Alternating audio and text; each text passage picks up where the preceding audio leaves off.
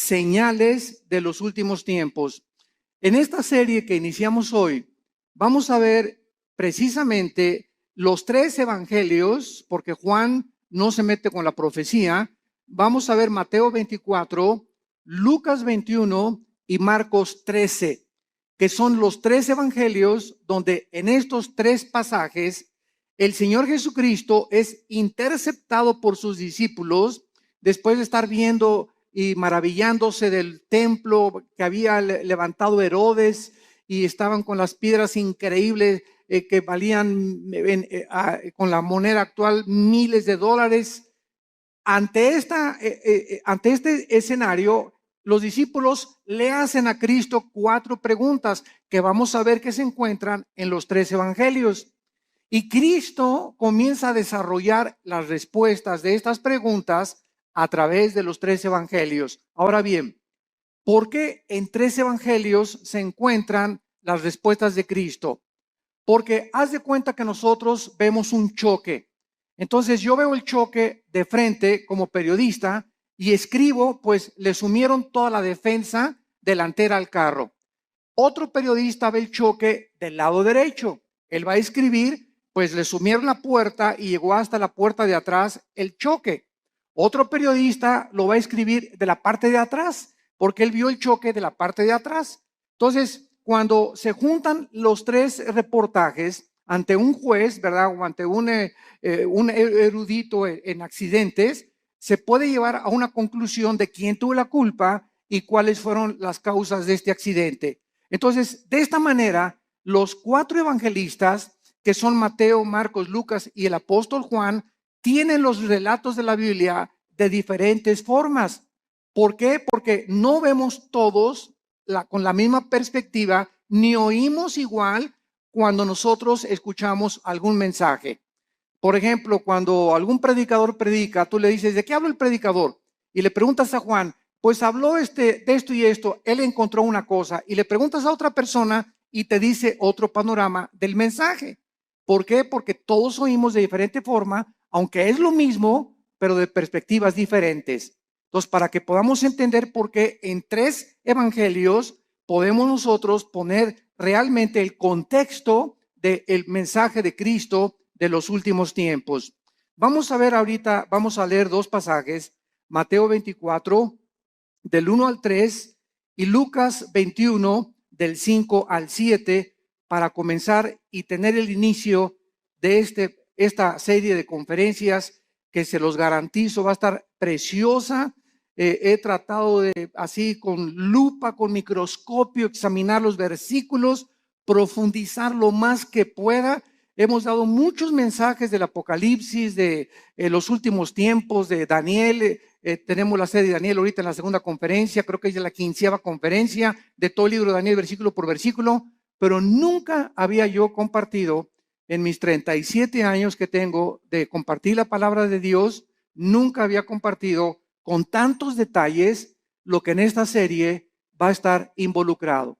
Así que está garantizado, ¿verdad?, que va a ser un estudio hermoso que nos va a dar muchísima luz y nos va a orientar claramente acerca de los últimos tiempos y las señales que debemos ya estar esperando para no confundirnos con tantos falsos profetas, tantos falsos apóstoles, tantos falsos milagros, y la cristiandad está, ¿verdad?, perdida por todos lados. Me acaban de informar que en Europa acaba de haber un congreso donde un personaje del Vaticano fue el orador, un congreso cristiano. Eso se llama el ecumenismo, o sea, la mezcla entre las otras religiones y el cristianismo y las filosofías orientales, la ensalada del chef. Entonces, esto es a donde se dirige la iglesia, es la apostasía y la ramera de Apocalipsis 17. Se diluye completamente la verdad cuando se mezcla con la mentira. Entonces, la verdad de Dios, ¿verdad?, es inalineable. La verdad de Dios tiene una consistencia que no se puede mezclar con nadie. Por eso la Biblia es la verdad. Y solamente en la Biblia podemos encontrar nosotros las respuestas verdaderas a lo que nosotros estamos buscando en la vida. En Mateo 24, versículos del 1 al 3, dice así: cuando Jesús salió del templo y se iba, se acercaron sus discípulos para mostrarle los edificios del templo. Respondiendo él, les dijo: ¿veis todo esto? De cierto les digo que no quedará aquí piedra sobre piedra que no sea derribada. Y estando él sentado en el monte de los olivos, los discípulos se le acercaron aparte diciendo: dinos, ¿cuándo serán estas cosas? ¿Qué señal habrá de tu venida y del fin del mundo? Respondiendo él les dijo: mirad que nadie los engañe. Veamos ahora en Lucas, capítulo 21, versículos del 5 al 7, la otra perspectiva de Lucas, de cómo oyó lo que Jesús dijo. Lucas 21, del 5 al 7. Y a unos que hablaban de que el templo estaba adornado de hermosas piedras y ofrendas votivas, dijo: en cuanto a estas cosas que veis, días vendrán en que no quedará piedra sobre piedra, que no sea destruida. Y le preguntaron diciendo: maestro, ¿cuándo será esto? ¿Y qué señal habrá cuando estas cosas estén para suceder? Lo primero que ahorita cualquier estudiante de la Biblia acaba de captar es que son preguntas diferentes. Y vamos a ver que hay 4 preguntas, hay otras en Marcos, pero unas están relacionadas con la destrucción del templo. Esto es muy importante. Vamos a comenzar ya a explicar esto. 2 preguntas están relacionadas con la destrucción del templo y 2 preguntas están relacionadas con las señales antes de que Cristo regrese. Entonces, el Señor Jesucristo estaba en el templo el día antes de su muerte, todo el día, y antes de su arresto. Y los líderes religiosos de Israel en este momento no dejaron un solo minuto en atacarlo, en lanzarle preguntas capciosas. Y aquí ya estaba completamente determinado que los líderes de Israel rechazaron completamente al Mesías. Y al finalizar este día, algo quedó muy claro: Israel rechazaba a Jesucristo como el Mesías. Y después de abandonar el templo, entonces él anuncia lo que acabamos de leer. Ven este templo tan hermoso que adoran todos y estos edificios tan hermosos. Yo les digo que van a desaparecer y van a ser destruidos. Ahora, esta catástrofe de la destrucción que Cristo estaba profetizando, ¿cuándo se llevó a cabo? Esta respuesta fue 70 años después de Cristo, cuando Vespasiano, el emperador romano, envía a Tito, su hijo, general romano, y sitian Jerusalén y no dejan piedra sobre piedra. Esta consecuencia de la destrucción del templo era por el orgullo de los judíos, que estaban completamente ensoberbecidos por la belleza arquitectónica de ello y por haber rechazado al autor de la salvación y no la construcción externa que ellos comenzaron a adorar. Veamos entonces estas 4 preguntas, porque los discípulos quedaron desconcertados cuando Cristo dijo: el templo será destruido. ¿Cuándo será la destrucción del templo? Pregunta número 1. Esta la hace Mateo, la hace Marcos y la hace Lucas. La segunda pregunta: ¿cuál será la señal de la destrucción del templo? O sea, primero, ¿cómo será la destrucción del templo o cuándo? Y segundo, ¿hay alguna señal para que sepamos que el templo va a ser destruido? Estas preguntas están relacionadas con el templo, como lo vimos anteriormente. Y la tercera y la cuarta es: ¿cuál será la señal de tu regreso? Esta pregunta la hace Mateo y la hace Marcos. Dinos una señal de cuándo vienes, Jesús. Y la cuarta pregunta: danos una señal de que estamos en los últimos días, de que nos encontramos nosotros ahora en esta generación. Y estas preguntas, como dijimos ya, están divididas en los 2 grupos. Las primeras 2 relacionadas con la destrucción del templo que tuvieron lugar después de la primera venida de Jesucristo hace 2000 años. Entonces, las primeras preguntas son relacionadas después de que Cristo murió, y las otras 2 se van a cumplir antes de que Jesucristo regrese. Pero noten ustedes en Mateo 24, antes de que Cristo diga cualquier señal, esto es asombroso, la advertencia que les hace. Antes de contestar las preguntas proféticas, hace una advertencia a Jesucristo. Mateo 24, versículos 4 y 5. Respondiendo Jesús les dijo, miren que nadie los engañe. O sea, él no responde ninguna de las 4 preguntas todavía. Lo primero, antes, esto es importante, de responderles las preguntas, hace una advertencia. Miren que nadie los engañe. Porque vendrán muchos en mi nombre diciendo, yo soy el Cristo, y a muchos engañarán. Damas y caballeros, santos de Dios, muchos hemos relacionado esta respuesta de Cristo pues con los falsos profetas que han surgido, ¿verdad? Como Jim Jones y David Koresh y el Dalai Lama y el Maharashi, que fueron falsos profetas. Sin embargo, nos hemos equivocado en ubicar solamente a los falsos mesías y a los falsos cristos dentro del ámbito religioso. Y cuando nosotros conocemos la traducción de la palabra Cristo y Mesías, descubrimos que la palabra Cristo significa el ungido y el Mesías el señalado o escogido por Dios. Entonces, cuando Cristo dice, van a venir muchos en mi nombre engañando a la gente, vemos nosotros la historia principalmente en el siglo XX. Y hagamos un repaso de cuántos hombres en el siglo XX han tratado a través de la política y de la filosofía. Dejemos a un lado la religión, a través de la política y la filosofía han tratado de traer el paraíso al mundo.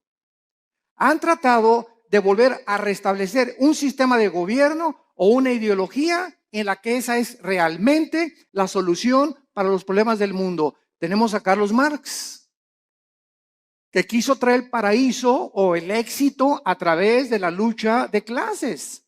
De que si la proletariado vencía a la burguesía, entonces la sociedad iba a vivir igualitariamente, equitativamente, y se iba a acabar la pobreza y se iban a solucionar los problemas, porque el problema desde la perspectiva de él era traer el paraíso, traer una nación o un sistema o una ideología, que es la ideología marxista-leninista, para solucionar los problemas del mundo. Y hasta ahorita todavía, a pesar de que la historia nos muestra que ha fracasado, ¿verdad? Se sigue buscando porque el anhelo del hombre es recobrar el Edén. Lo que perdimos en el Edén está vivo dentro del corazón humano. Todos estamos buscando una mejor sociedad, más justicia, paz en el mundo, y tenemos 6,000 años de historia y no hemos visto ningún líder, ningún filósofo, ningún ideólogo, ningún político que haya podido decir, esta es la solución, este es el sistema perfecto, el gobierno perfecto, la filosofía perfecta. Todos han sido intentos de qué cosa? De tratar de un Mesías que es la persona, yo soy el que voy a traer realmente la solución. Y así encontramos después de Marx, ¿verdad? Estamos Marx a Lenin, tenemos a Hitler, lo mismo, ¿verdad? No, vamos a crear una superraza aria y vamos nosotros a conquistar Europa. Y todos tienen esta idea de abarcar territorio, conquistar los conquistadores, Alejandro el Magno, Aníbal, Carlomagno, Napoleón Bonaparte. Es la historia de hombres que han tratado de abarcar territorio y llegar a un punto donde gobiernan al mundo o que ninguno lo ha podido lograr, para que de esta manera, ellos equivocadamente piensan que nos dan a la humanidad el paraíso que estamos buscando. Y así tenemos, ¿verdad? A Hitler, a Adolfo Hitler, a Nietzsche, el filósofo del ateísmo que le dijo, cuyas ideas influyeron en el nazismo, en el fascismo y en el comunismo.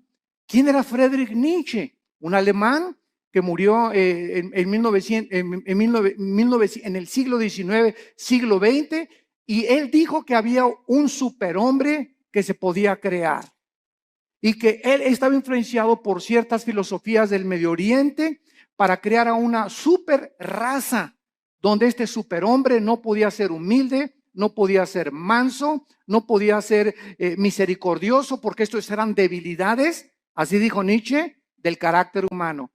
El nuevo hombre tenía que ser fuerte, no debería de llorar, debería ser macho camacho. Y estas ideas son las que Hitler adoptó. Y cuando Hitler leyó a Nietzsche, él quiso crear una super raza.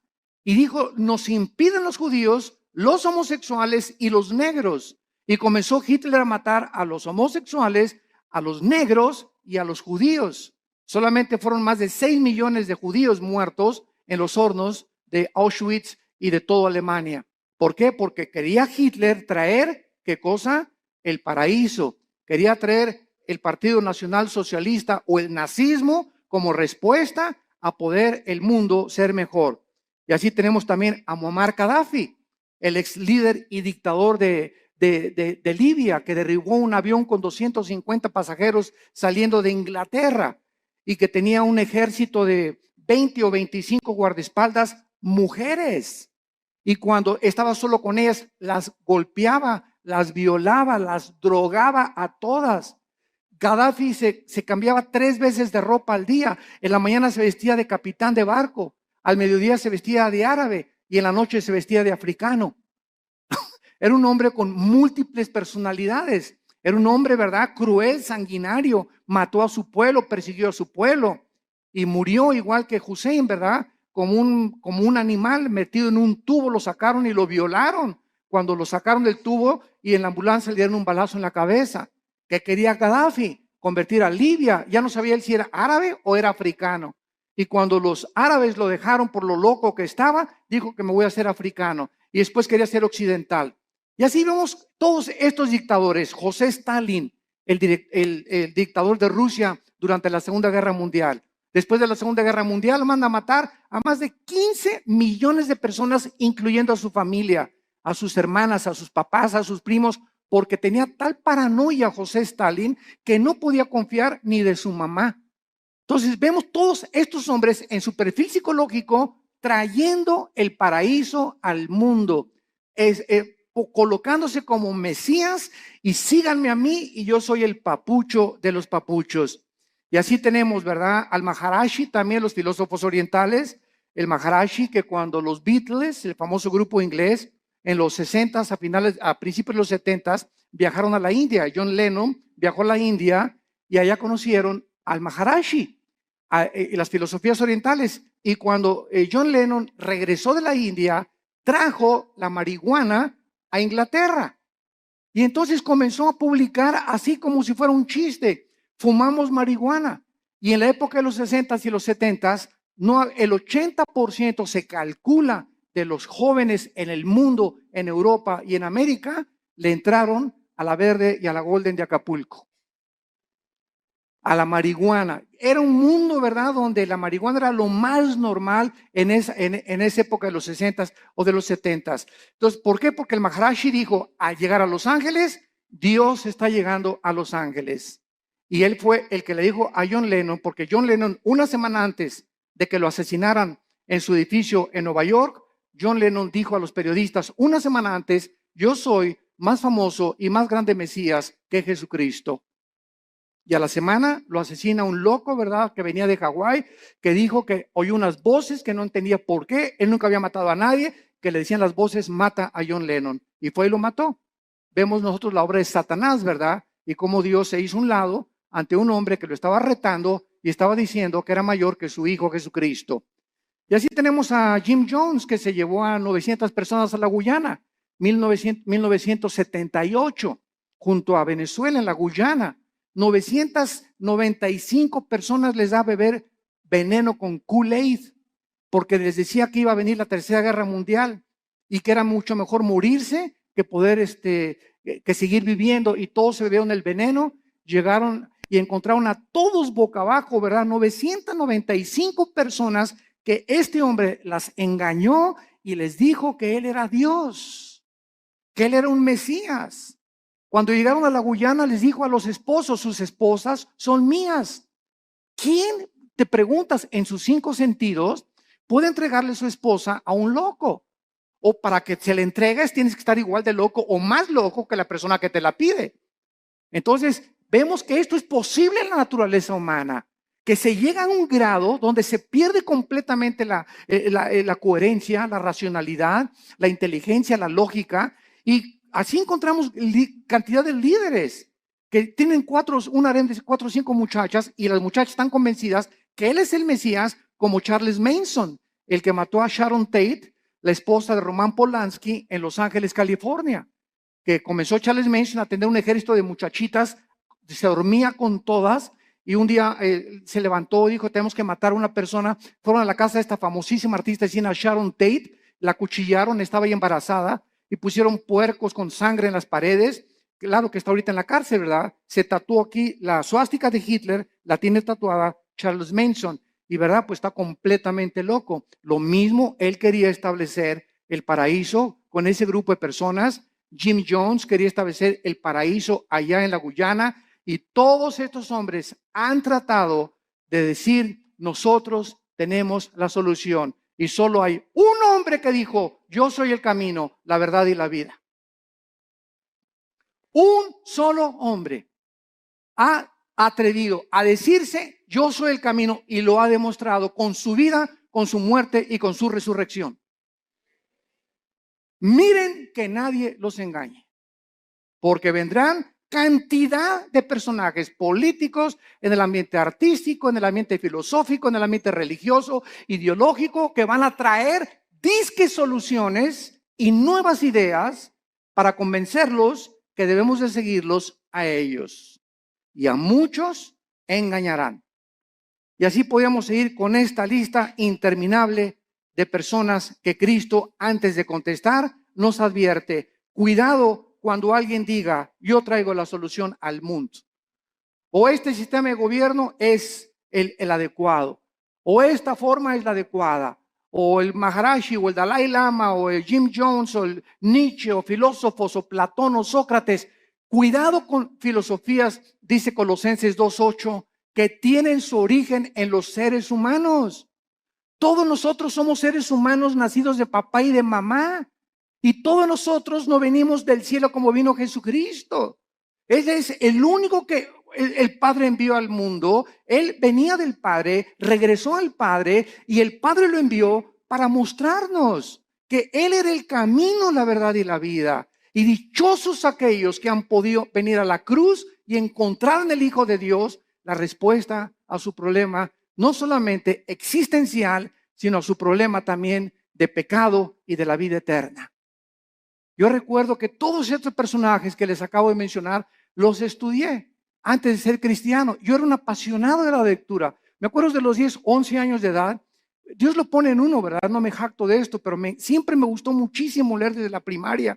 Y me encontraba, la directora me hablaba, ¿qué estás leyendo? Le decía, estoy leyendo las obras de Shakespeare, estoy leyendo Hamlet, estoy leyendo esto, Los tesoros de la juventud. Siempre me gustó mucho leer, y a los 12 o 13 años me apasionó todo lo que era la ideología y el marxismo y el leninismo y todas las filosofías orientales y los líderes religiosos y Mahoma y Buda, etcétera, etcétera. Y después de leer todo eso que leí, ¿verdad? Me encontraba a los 24, 25 años de edad completamente confundido, en un problema existencial tremendo. Me traté de quitar la vida más de 2 veces, ya no quería seguir viviendo, no encontraba la respuesta. Me di cuenta que este sistema era una hipocresía, que esta era una hipocresía, que las religiones eran una hipocresía, hasta que encontré a mi hermano Alejandro, que me dijo, Armando, quiero presentarte a un hombre. Le dije, ¿quién? Los he estudiado a todos. Y mi hijo se llama Jesús de Nazaret. Le dije, mira, de religión, inmediatamente lo ligué con la religión. No me hables de religión, le dije a mi hermano. Y mi hermano me contestó, Alejandro, que es pastor también, me dijo, no te vengo a presentar ninguna religión, te vengo a presentar un hombre, el único en la historia que ha dicho que es la resurrección de la vida, y el único que puede entrar a tu vida porque está resucitado, y su tumba está vacía, y puede cambiar tu manera de vivir, y darte una nueva orientación, un nuevo enfoque, una nueva perspectiva, verdaderamente para que descubras el propósito y la razón de tu vida. Y pues comencé a estudiar la Biblia. Y me acuerdo un día, ¿verdad? En 1974, caí de rodillas a las 5:30 de la mañana y le hablé a mi hermano Alejandro, y ven por mí, llévame con ese misionero que te habló de Cristo. Ya no puedo. Y me acuerdo que en 1974 a las 5:30 de la mañana estaba en la oficina de este misionero bautista norteamericano, caí de rodillas, él mostraba la Biblia, la paga del pecado y la muerte, la vida eterna es de Jesucristo. Y cuando me comenzó a enseñar así la Biblia, sentí, ¿verdad? Como que saltaban las páginas y al ver así la Biblia, como que las letras se salían y sentí algo que nunca había sentido y sentí una convicción de pecado, de lo sucio que estaba y de lo endemoniado que al Gadareno haber sido Pinocho junto con los que yo traía, que caí de rodillas llorando y le dije, Señor, perdóname, tú eres el Cristo y eres la razón por la cual yo nací y realmente tú tienes la respuesta a mi problema existencial. Te prometo que te sigo con todo mi corazón. Y en ese momento yo había llegado al final de mi búsqueda. Ya no tenía a nadie a quien buscar. Lo que realmente, el vacío que tenía yo, el vacío que han tenido todos esos líderes, el vacío que existe en la gente, es el vacío que solo Jesucristo puede llenar en tu vida y en tu vida y en tu vida. No hay nadie más, ni sigas buscando más, porque vas a seguir una búsqueda completamente vacía y completamente que no te va a satisfacer jamás. Cuando tú llegues a Jesucristo, has llegado al hombre que realmente tiene las respuestas a tu problema de dónde venimos, quiénes somos y a dónde nos dirigimos. Y es maravilloso, ¿verdad? Cuando estudiamos a Jesucristo, que venimos a estudiar una persona que nos da respuestas que trascienden completamente la lógica y la inteligencia humana. Y precisamente como él dijo, mis pensamientos no son vuestros pensamientos, ni mis caminos son vuestros caminos. Al venir a la Biblia, nos estrellamos, chocamos con la mente de Dios porque no es nuestra mente. Y por eso el hombre natural, como dice 1 Corintios 2, no entiende las cosas de la Biblia. Y llegan por acá y, ay, ¿por qué tanta sangre? ¿Y por qué Dios mandó matar a los cananitas? Y aquí hay una contradicción. Y aquí hay esto. ¿Por qué? Porque en su mente, en su actitud, no están buscando la verdad. Están tratando de encontrar errores que existen en su limitación intelectual. Entonces, el problema no es el problema de Dios. El problema es el problema de nosotros, que somos como caracoles, como garbanzos, como renacuajos comparados con la inmensidad de la mente de Dios. Y que si vamos a comenzar a caminar con Dios, tenemos que caminar de rodillas detrás de Él, de rodillas. No se puede, dicen que la puerta del cielo es una puerta chaparrita, porque solamente entran los que se arrodillan. Pero si quieres entrar parado, te vas a estrellar. Porque es la soberbia intelectual del ser humano la que le impide poder encontrar la verdad. Y fue la razón por la cual los líderes de Israel rechazaron a Jesucristo. Este viene a cambiar nuestra religión. Este viene a amenazarnos. Es una amenaza. Tenemos que eliminarlo porque si no, no podemos nosotros seguir estableciendo el paraíso a través de las religiones. Y las religiones, todas las religiones, conducen a la muerte. Porque el cristianismo no es una religión, es una relación personal, viva, dinámica, orgánica con alguien que vive en este momento y que quiere entrar a tu vida. Muy bien.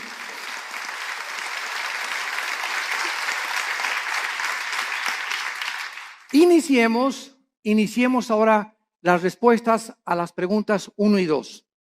Que recordamos están relacionadas con la destrucción del templo. El Señor Jesús no contestó estas primeras dos preguntas en Mateo 24, pero lo hizo claramente en Lucas 21 y en Marcos 13 en cuanto a cuándo sería la destrucción del templo.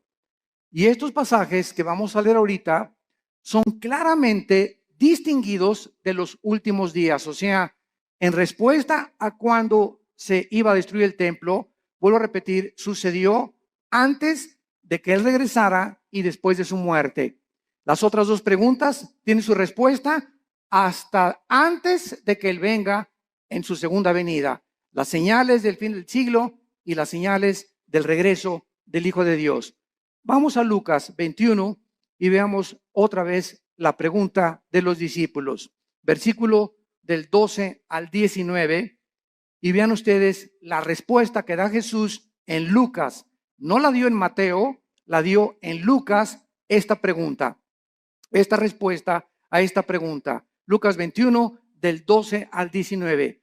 Pero antes de todas estas cosas, os echarán mano y os perseguirán y os entregarán a las sinagogas y a las cárceles, y seréis llevados ante reyes y ante gobernadores por causa de mi nombre. Y esto os será ocasión para dar testimonio. Proponer en vuestros corazones no pensar antes cómo habéis de responder en vuestra defensa, porque yo os daré palabra y sabiduría, la cual no podrán resistir ni contradecir todos los que se opongan. Mas seréis entregados aún por vuestros padres y hermanos y parientes y amigos, y matarán a algunos de vosotros, y seréis aborrecidos por todos por causa de mi nombre, pero ni un cabello de vuestra cabeza perecerá. Con vuestra paciencia ganaréis vuestras almas. Muy bien, vemos nosotros que cuando no entendemos qué respuesta está dando Jesucristo, creemos que esto se aplica para nuestra época. Y esta respuesta de Cristo, ¿verdad? Estos versículos describen lo que sucedería antes de la destrucción del templo. O sea, entre la muerte de Cristo y la destrucción del templo pasaron 70 años, porque fue en el año 70 después de Cristo cuando el general Tito, los romanos, arrasaron Jerusalén. Entonces Cristo está describiendo ahorita lo que iba a suceder inmediatamente después de su muerte y antes de la destrucción del templo. Y les advierte claramente, escuchen esto, abran los oídos, esto es a los judíos, porque fue en Jerusalén y en Samaria donde el evangelio comenzó a propagarse, les advierte de la gran persecución que vendría contra ellos. Nota en el versículo 12 de Lucas 21 la palabra sinagogas. Aquí, por esta razón, esta palabra es una clave para descubrir que está hablándoles a los judíos, porque está diciéndoles, los entregarán sus propios hermanos. Los mismos judíos, vamos a verlo más tarde, en el libro de los Hechos, fueron los judíos los que comenzaron a perseguir a los seguidores de Jesucristo. Y veamos nosotros en Marcos 13, versículo 9, Marcos 13, 9, pero mirad por vosotros mismos, porque os entregarán a los concilios y en las sinagogas os azotarán. Marcos también responde y les dice a los judíos, usando la palabra concilios, que era un concilio, las cortes de los judíos, los lugares donde los judíos juzgaban a los judíos. Entonces, tanto Marcos como Lucas está diciéndonos, ¿verdad?, que antes de la destrucción del templo, ellos iban a ser perseguidos. Veamos rápidamente esto en el libro de los Hechos. El apóstol Pablo fue llevado ante Félix, el gobernador romano, para ser interrogado. Hechos 23 y Hechos 24. Y después Pablo apeló para ir al César. Hechos 25. Después de la destrucción del templo, los judíos continuaron siendo perseguidos, los judíos, por muchos siglos. Pero miles de judíos se convirtieron a Cristo durante los primeros siglos. Veamos rápidamente algunos ejemplos. Hechos 2:41. Así que los que recibieron su palabra, está hablando de los judíos, fueron bautizados y se añadieron aquel día como 3,000 judíos convertidos inmediatamente después de la resurrección. Capítulo 4, versículo 4 del libro de los Hechos. Pero muchos de los que habían oído la palabra creyeron, y el número de los varones era como 5,000. De 3,000 se agregaron 2,000 más conversiones de los judíos. Capítulo 6, versículo 7. Y crecía la palabra del Señor, y el número de los discípulos se multiplicaba grandemente en Jerusalén, y los sacerdotes, muchos también de ellos, obedecían a la fe. Capítulo 21, versículo 21 del mismo libro de los Hechos. Y dice así: cuando ellos lo oyeron, glorificaron a Dios y le dijeron: ya ves, hermano, cuántos millares de judíos hay que han creído y todos son celosos por la ley. Pero al mismo tiempo que miles de judíos se convirtieron, fueron también los mismos judíos los que comenzaron a perseguirles a ellos. Y amados santos de Dios, sucede lo mismo dentro del cristianismo. Los ataques más grandes que tenemos en la iglesia cristiana son de muchos que se dicen nuestros hermanos en la fe. Qué triste, ¿verdad?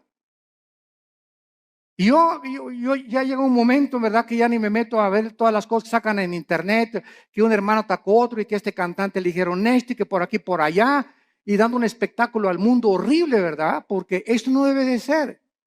La ropa sucia se lava en casa y la regla es entre nosotros. ¿Tienes algo contra ese cantante? ¿Tienes algo contra ese pastor? No lo ventanees. ¿Por qué? Porque damos mal testimonio al mundo. Ve con ese hermano o mándale un correo a ese hermano y dile, yo no estoy de acuerdo con esto y con esto por usted. Dígame si a lo mejor yo estoy equivocado. Porque muchas veces nos erigimos como jueces y como dueños absolutos de la verdad. No, y lo que tú declaraste, ¿verdad? Dice, ok, pues demuéstramelo con la Biblia. Y si me lo demuestras con la Biblia, lo acepto humildemente. Porque no hay un solo hombre más que Jesucristo. No ha existido nadie que sea perfecto, ni que tenga todo el horizonte de la verdad en posesión de él. Jeremías conocía algo de la verdad, Isaías otra cosa, Habacuc otra cosa, Zacarías otra cosa, Malaquías otra cosa, Lucas vio las cosas diferentes, pero todos teníamos o tenemos, ¿verdad?, la misma consistencia de la verdad y las mismas verdades esenciales, pero vistas de otras maneras. Hay hermanos nuestros que dicen, ¿verdad? Tú vas a su iglesia que necesitas hablar en lengua, si no, no tienes al Espíritu Santo. Así están viendo ellos algunos versículos que así les han enseñado. Y ellos no se han puesto a ver la verdad. Ves a otra iglesia de otra denominación y te dicen, pues que el bautismo es a los niños y que de chiquitos los puedes bautizar por aspersión. Así ellos ven el bautismo, otros no, ¿verdad? No, tienes que someterte debajo del agua para realmente ser bautizado conforme a la Biblia. Otras iglesias creen que los cristianos pueden tener demonios. Otros dicen que un cristiano no puede tener demonios. Todas estas cosas no son esenciales. No, o sea, el día que estemos en el cielo, me voy a encontrar un hermano que me dijo que yo que tenía que hablar en lenguas y va a estar conmigo en el cielo. Me voy a encontrar a los hermanos que creían que tenía demonios y a los que no creían que tenía demonios. Me voy a encontrar en el cielo a los que dijeron que el bautismo del Espíritu Santo es una experiencia subsecuente a la conversión, que después de que te conviertes necesitas el bautismo del Espíritu Santo. Aunque yo no creo eso, ¿verdad? Hay muchos que lo creen, pero me los voy a encontrar en el cielo. ¿Por qué? Porque eso no es lo que nos va a salvar. Lo que nos salva es la sangre de Jesucristo. La salvación por la gracia de Dios y que sin ninguna obra de la ley recibimos nosotros el perdón de pecados. Mientras tú creas estas verdades esenciales, estas demás cosas en las que estamos peleándonos, ¿verdad?, no son esenciales. Y es importante que todos tengamos otra perspectiva, porque así la tenían los discípulos. Pedro y Juan le dijeron un día a Cristo que caiga fuego del cielo y vamos a matar a estos infelices, ¿verdad? Los hijos del trueno, los hijos del Zebedeo les llamaron. Los otros discípulos no eran así. Pedro era arrebatado y Pedro era esto. Juan era todo lo contrario, todo calmado, todo tranquilo, retratado siempre en el pecho de Jesucristo, etcétera, etcétera. Tomás el Dídimo era agnóstico, ¿verdad? Y todo lo dudaba, pero ninguna de estas cosas les impidió que pudieran concentrarse, puestos los ojos en lo que es más importante, en Jesús, el autor y el consumador de nuestra fe. Muy bien. Y vemos ahora la otra pregunta en esta misma cuestionamiento que le hacen a Cristo. Ahora, ¿cuál será la señal de la destrucción del templo? Ya contestamos, ¿cuándo será? Cristo está diciendo, antes de que el templo se destruya, pasará esto y esto y esto y esto. Los van a perseguir, los van a echar de las sinagogas, los van a juzgar sus propios hermanos. Y ahora les voy a decir, ¿cuándo será esta señal? La historia nos confirma, esto es asombroso. La historia nos confirma que la Biblia es la palabra inspirada por Dios. Las profecías lo confirman, la genética lo confirma, la geografía lo confirma, la arqueología lo confirma, la antropología, la física, la química, la literatura y cualquier rama o cualquier disciplina que tú puedas estudiar confirma la veracidad y autenticidad de la inspiración del libro que tenemos estudiando en esta mañana.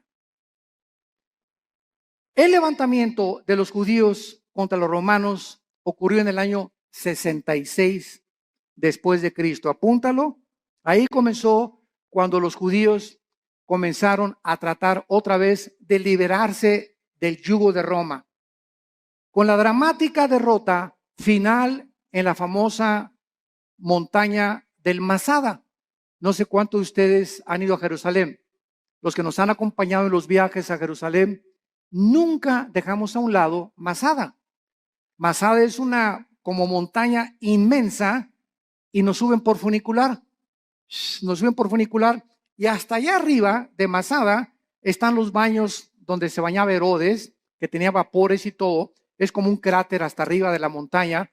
Y ahí los últimos judíos que fueron alcanzados por los romanos como no podían subir y hacer la guerra, los sitiaron, creo que fueron 4 o 6 meses, según el escritor romano Flavio Josefo y Plinio, que fueron escritores del primer siglo de la época cristiana.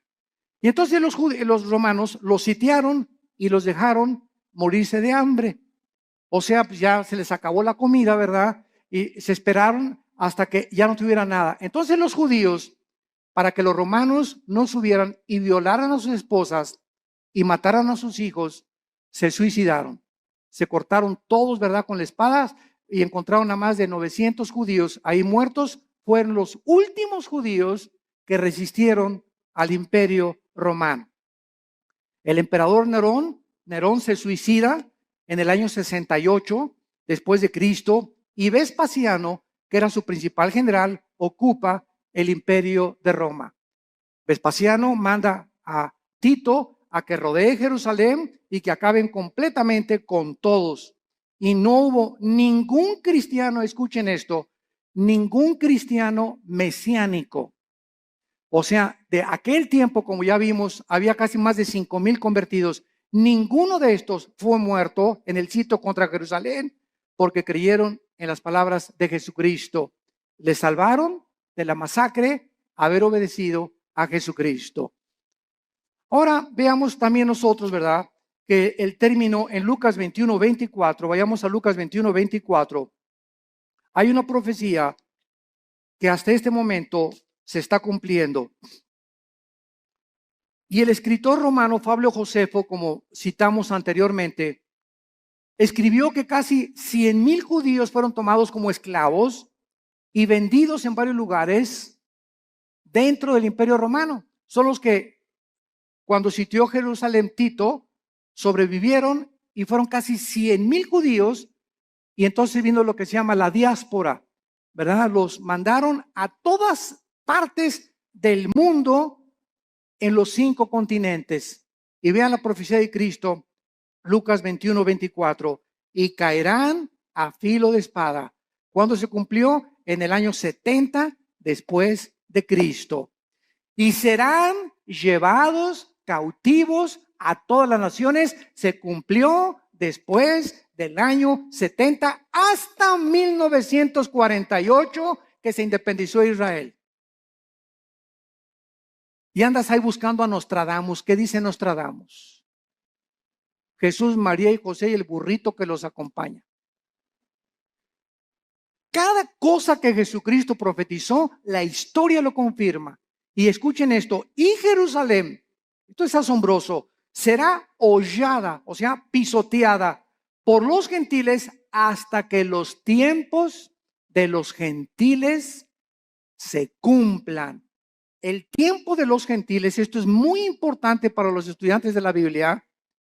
El tiempo de los gentiles designa un periodo en el cual los imperios no judíos, los imperios mundiales, tendrían el poder o el control de la nación de Israel, y comenzó el tiempo de los gentiles en el año 586 antes de Cristo, cuando el rey Nabucodonosor invade Jerusalén y se lleva al exilio a miles de judíos.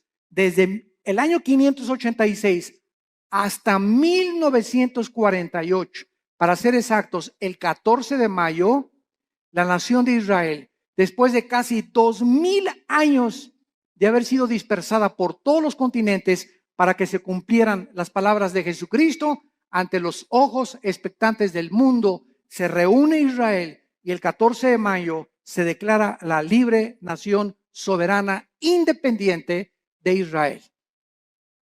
Ninguna otra nación en el estudio de la sociología, en el estudio de la historia, en el estudio de la antropología del ser humano, en ninguna otra nación, ni tribu, ni lengua en la historia del mundo sucedió lo que sucedió con la nación de Israel.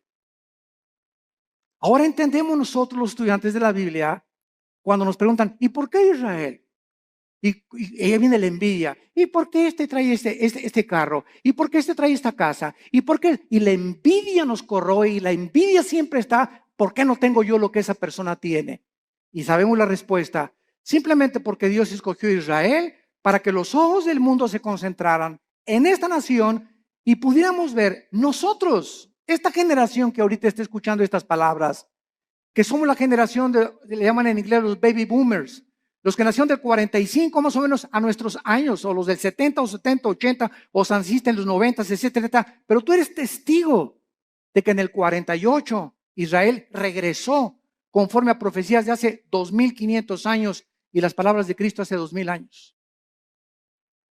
Entonces, esta es la razón por la cual Dios escogió a Israel, no porque sean más inteligentes, ni simplemente para que se concentraran las profecías de los últimos tiempos y nosotros, los estudiantes de la Biblia, los que estamos buscando qué tiempo estamos viviendo y en qué generación nos encontramos y cómo debemos de vivir en estos tiempos, ver que Israel es el termómetro de Dios. Israel es el termómetro de Dios.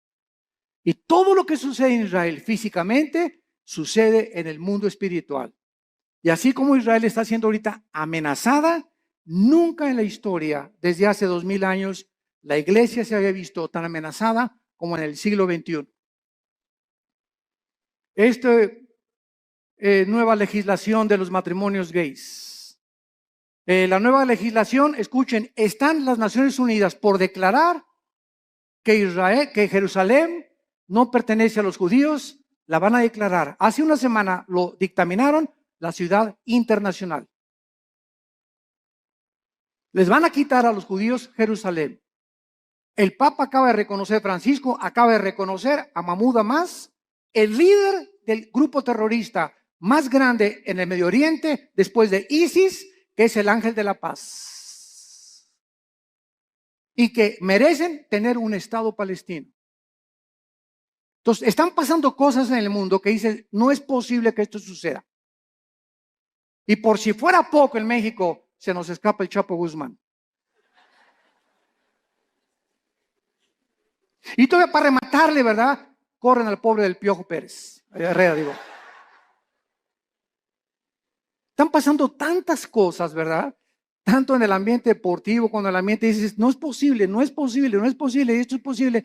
Y cosas así, ¿verdad? Yo recuerdo en 1960, 70, cuando declararon a Yasser Arafat el Premio Nobel de la Paz.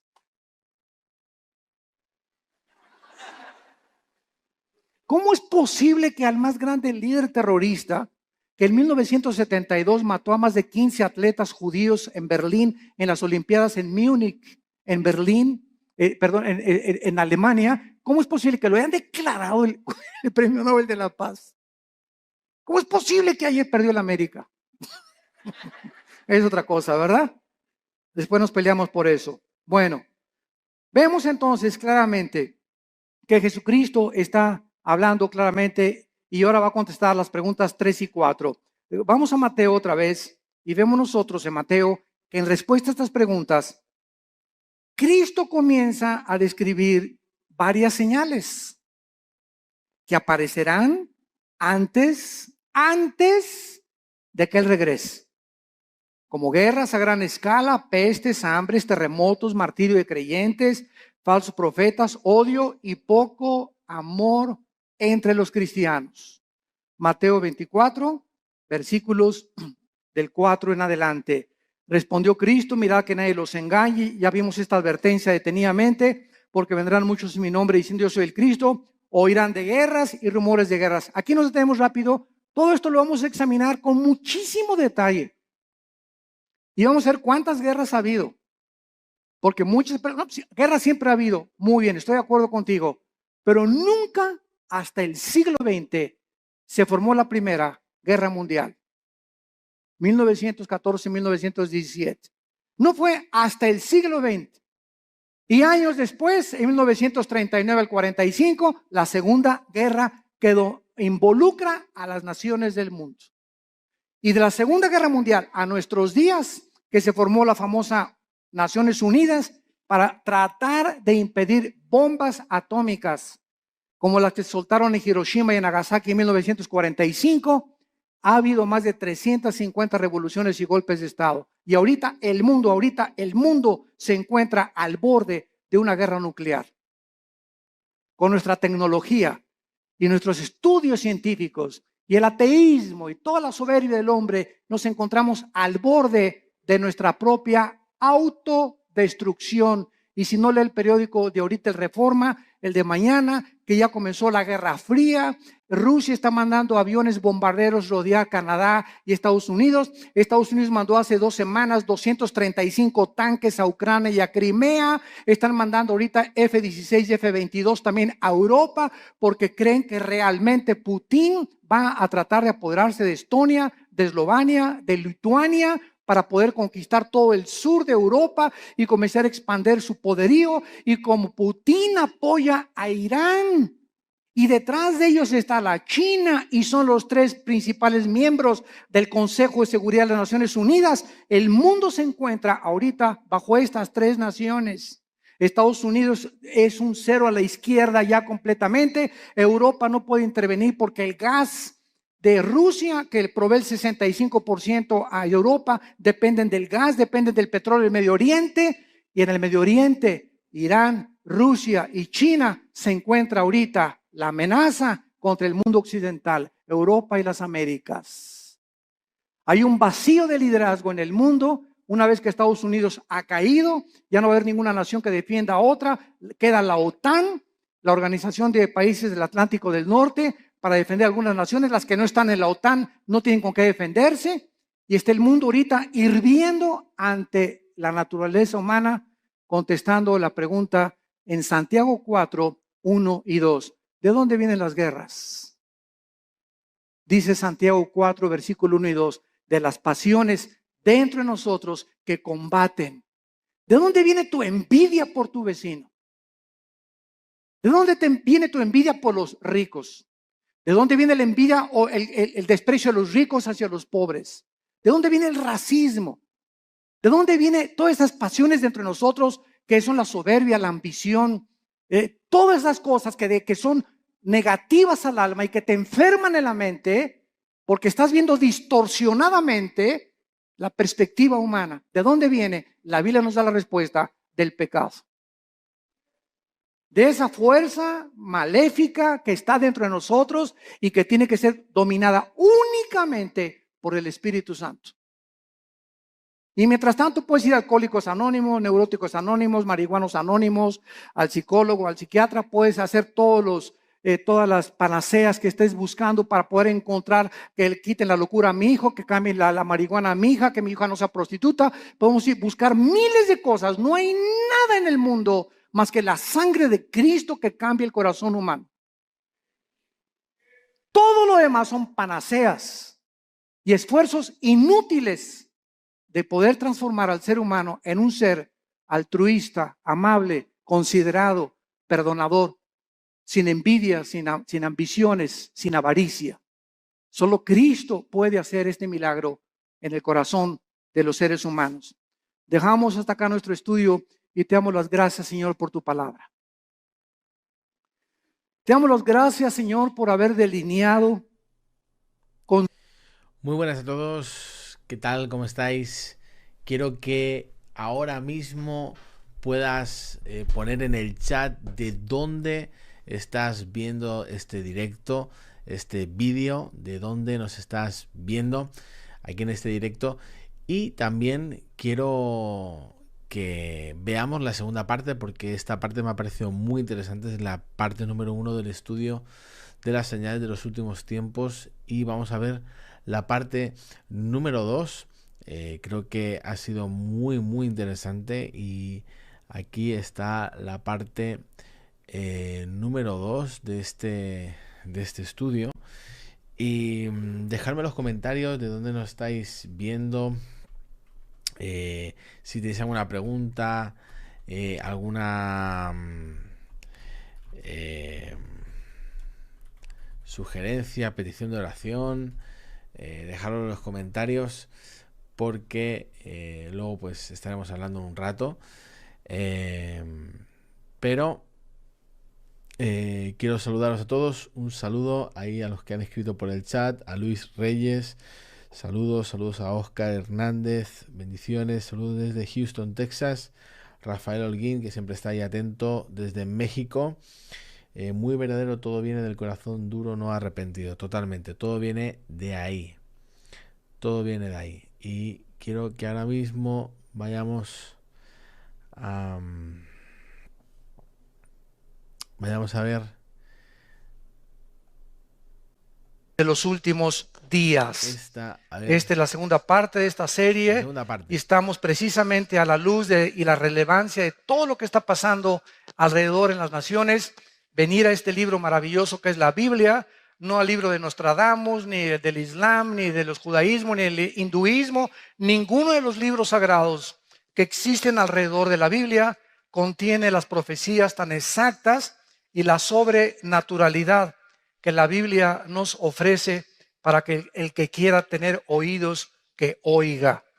Porque si ya no creen a esto, como dijo Jesucristo, ya no creerán ni aunque alguien se les aparezca de entre los muertos. Abran su Biblia en Mateo capítulo 24 y estamos viendo que Jesucristo contestó algunas preguntas que le hicieron antes. Ya esta es la víspera ya de su muerte, que los discípulos estaban concentrados en estas preguntas. Y en Mateo 24, cuando Jesús salió del templo y se iba, se acercaron sus discípulos para mostrarle los edificios del templo. Respondiendo él, les dijo: ¿veis todo esto? De cierto os digo que no quedará aquí piedra sobre piedra que no sea derribada. En otras palabras, esta profecía se cumplió 70 años después de que lo crucificaron, cuando el general Tito, con una legión romana, llegó a Jerusalén, enviado por Vespasiano, su papá, el emperador romano, y destruyó completamente la ciudad de Jerusalén. Y desde el año 70 hasta el 14 de mayo de 1948, Israel vivió dispersado en la diáspora por todas las naciones. Los corrieron de España en 1589, cuando la expulsión tremenda. Los corrieron de Francia, los corrieron de Europa. Por todos lados, casi 2000 años los judíos vivieron dispersos. Y hasta 1948, que regresaron a su tierra, el reloj profético de Dios se comenzó otra vez a echar a andar, porque las profecías finales de la Biblia no podían comenzar a hacer una realidad hasta que Israel regresara físicamente a su tierra. Entonces Cristo les profetiza que ese templo, ¿verdad?, tan maravilloso que admiraban, con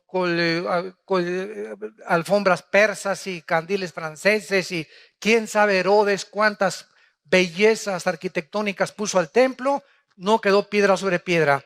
Y estando él sentado, versículo 3, en el monte de los Olivos, los discípulos se le acercaron aparte diciendo: observemos las preguntas que le hicieron.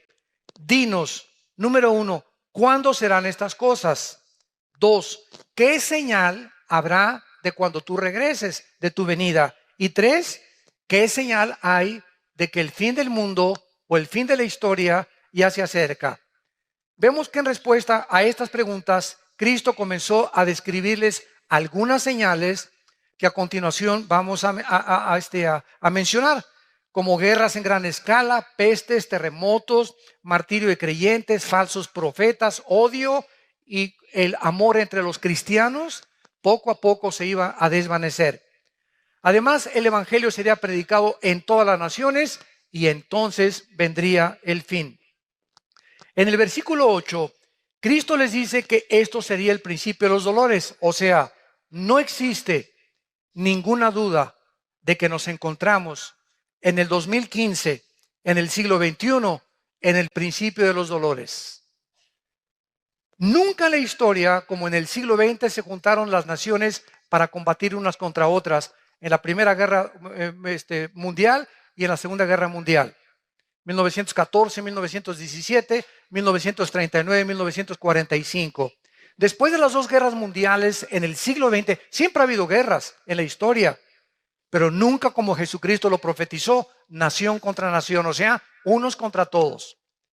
Y además vemos nosotros que hubo más de 270 revoluciones después de la Segunda Guerra Mundial.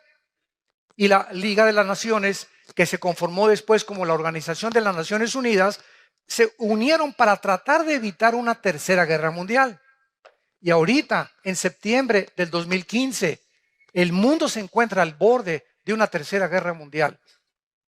Y como foco y el centro del conflicto es el Medio Oriente, tal como la Biblia lo profetizó. Que la tercera guerra mundial se llevaría a cabo y tendría su origen en la región geográfica donde ahorita es una olla hirviendo: Siria, Irak, Irán. Hace 3 días los rusos están comenzando a enviar helicópteros y jets a Siria, porque el gobierno de Rusia tiene que apoyar el gobierno del presidente sirio Assad. Porque Rusia tiene que defender a que no derriben a Assad. Y la razón por la cual hay esta guerra civil ahorita en Siria es la razón por la cual, escuchen, más de 4 millones de refugiados están por todas las naciones de Europa huyendo. Con lo que traen en la mano nada más, con sus niños, con 2 o 3 naranjas, ni colchón, ni cama, ni cojín, nada absolutamente, ni una cuenta del banco, ni $3, con lo que pueden. Millones ya. Austria y Hungría tuvieron ya que cerrar las fronteras. Ya no les caben los refugiados. Inglaterra va a recibir 25,000, Alemania va a recibir 20,000, Estados Unidos va a recibir 10,000. Los únicos que no quieren recibir refugiados son los países árabes, que son sus hermanos. A Arabia Saudita le cerró la puerta a 0 refugiados. Qué increíble, ¿verdad? Que esto esté sucediendo en el pleno siglo XXI. ¿Y saben ustedes lo que significa esto? Que todos estos millones de refugiados que están entrando a Europa, principalmente, la mayor parte de ellos musulmanes, hay una infiltración de ISIS, como no se imaginan. Estados Unidos va a recibir a 10,000. México, ¿verdad? Ya tenemos suficientes los que entran por Guatemala. Y los que llegan de Centroamérica que quieren llegar hasta Estados Unidos. Pero lo que significa esto es lo que la Biblia dice. Hace 4 o 5 años, por cada europeo que nacían 7 musulmanes. O sea, se reproducen como conejas las musulmanas. Y lo hacen a propósito. Ellas no tienen métodos anticonceptivos, ni mucho menos. Los europeos ya no quieren tener hijos. Todo esto para que ustedes comiencen a asimilar el panorama del mundo que estamos viviendo.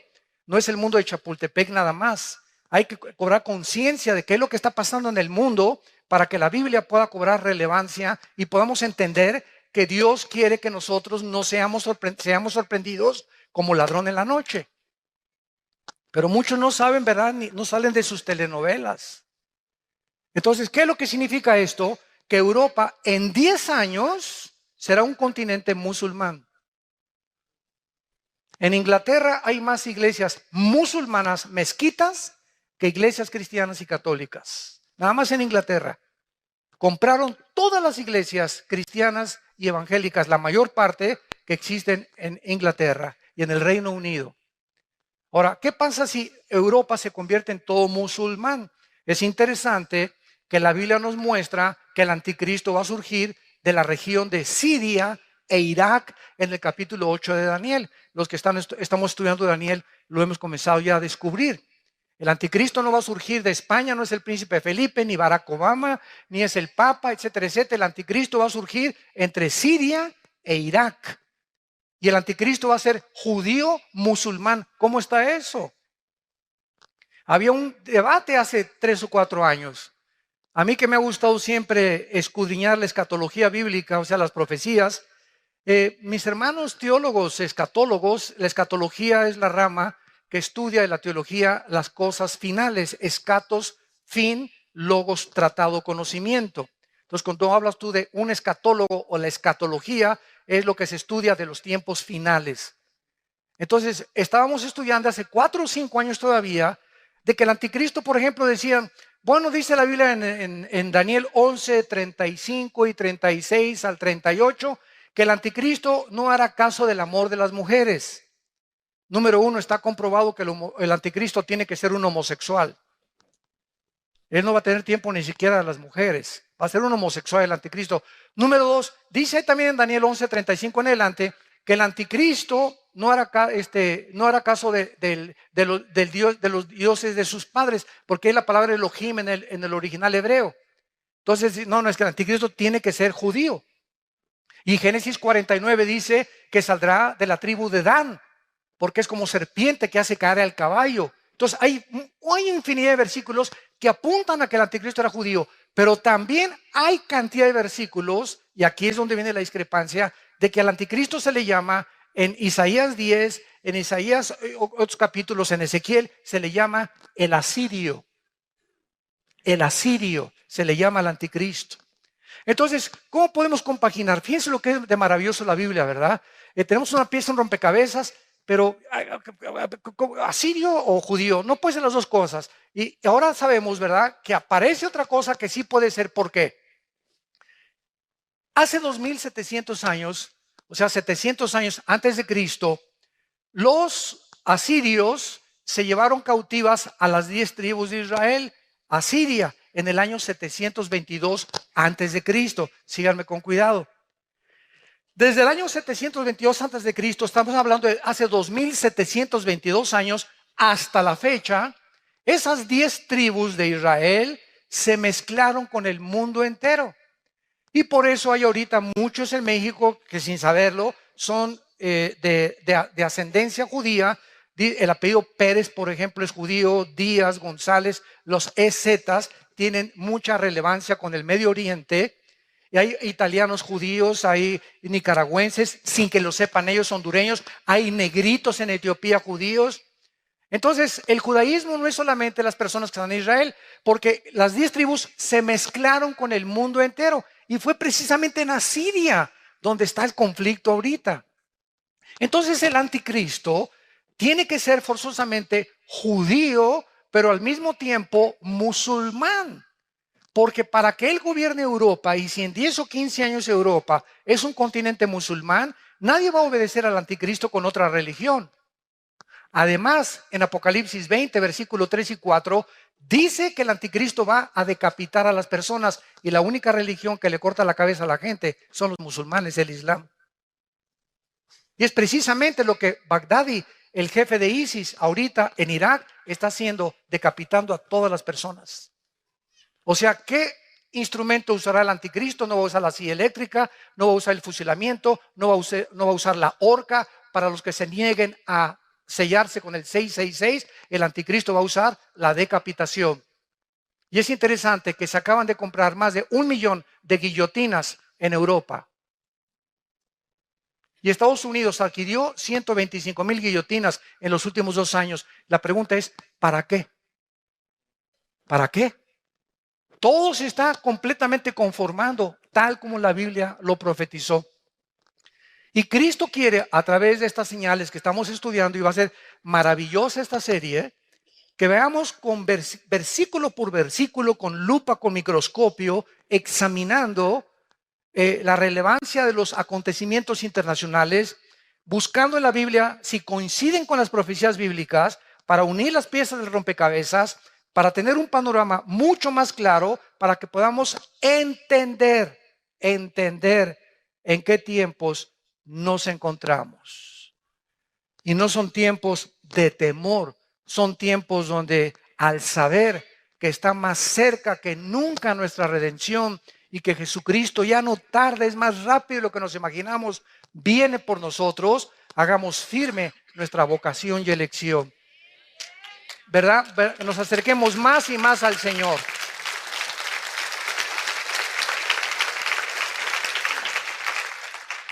Ahora bien, no cabe duda, como decíamos, que estamos en el principio de dolores para retomar lo que iniciamos.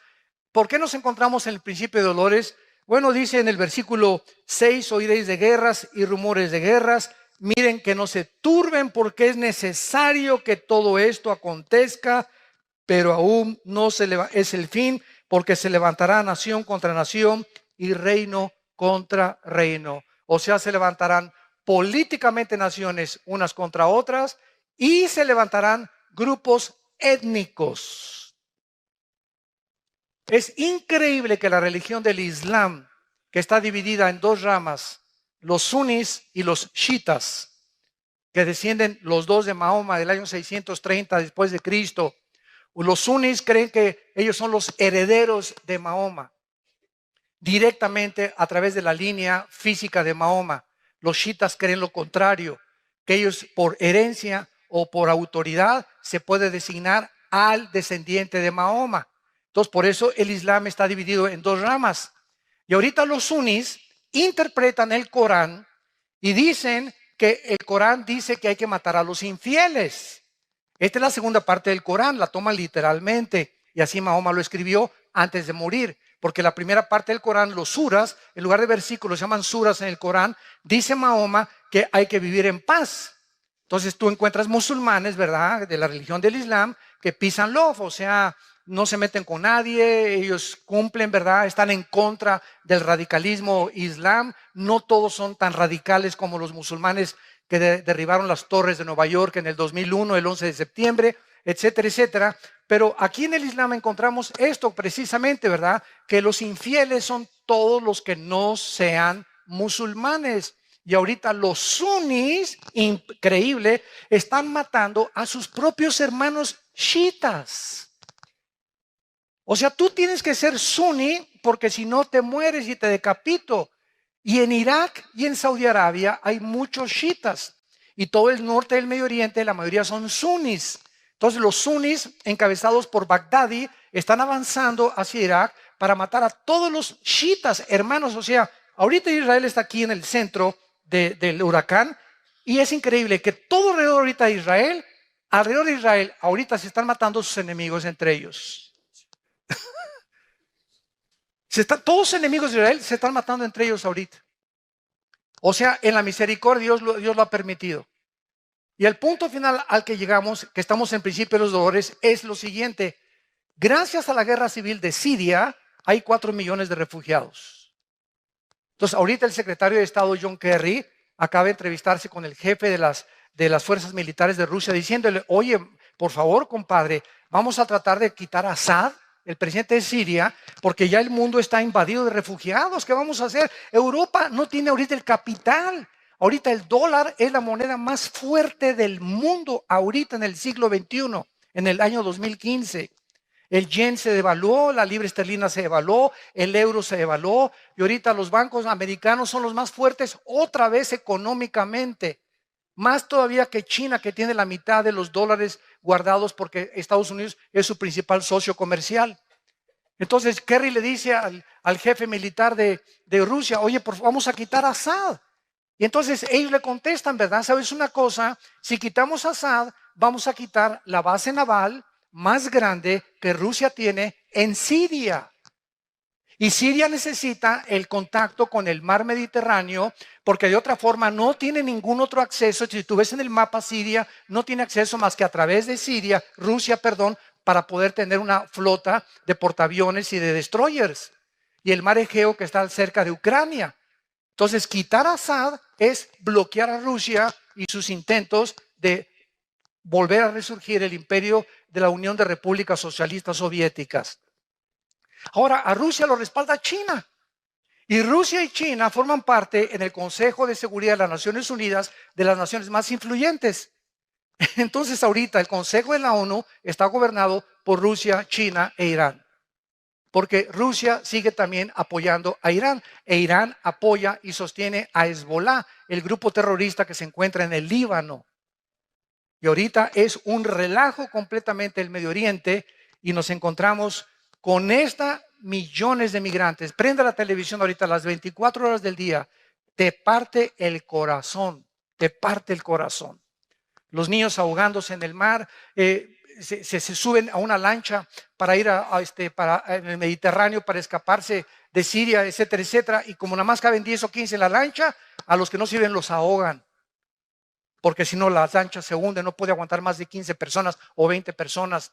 Y vemos a los niños flotando ya en el mar, sacrificando a los niños, porque no quieren que los niños vengan con ellos, para que los niños no sufran el hambre que van a sufrir como refugiados en Europa, porque Europa no tiene que darles para comer.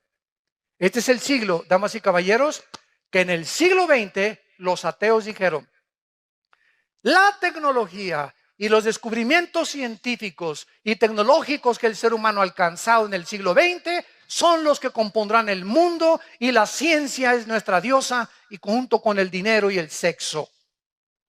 Y no han pasado más que 15 años en el inicio del siglo XXI, donde el hombre se encuentra haciendo el ridículo como administrador del planeta Tierra.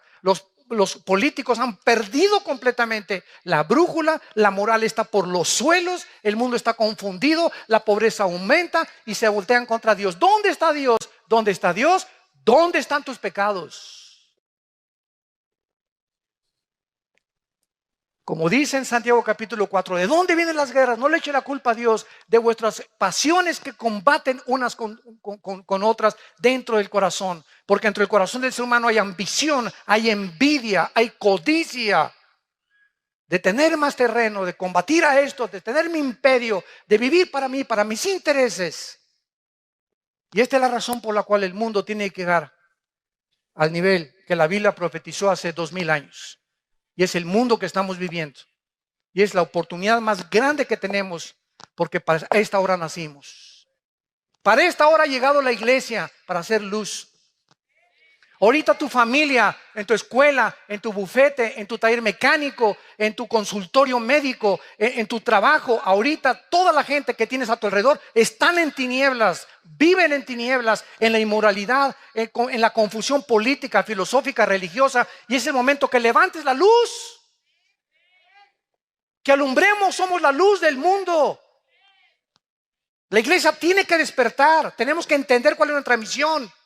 No es venir aquí este domingo nada más bajo 4 paredes y estar aquí calentando en la silla y de lunes a viernes. Ni siquiera te acuerdas de la Biblia ni de Dios. Ni a nadie le hablas de Cristo desde que te convertiste. No has ganado ni una sola alma para el reino de Dios. ¿Y así esperas irte en el arrebatamiento de la iglesia? Muchos me dirán: Señor, Señor. Acuérdate eso en Mateo capítulo 7. Muchos me dirán: Señor, Señor. Hablamos en lenguas. Hasta ruso hablamos. Hicimos señales. Hicimos milagros. Y les dirá el Señor: nunca los conocí, hacedores de maldad. Porque no son por los dones por los cuales nos conocemos por el fruto, no por los dones. Los mormones hablan lenguas, los católicos hablan lenguas. No vengas a pantallar con que hablas en lenguas. Si lo tienes, gracias a Dios, pero no es una evidencia completa, porque pueden ser también lenguas demoníacas. Hay las de Dios originales y el diablo también las puede producir. Los hindúes hablan en lenguas, los santeros en Cuba hablan en lenguas.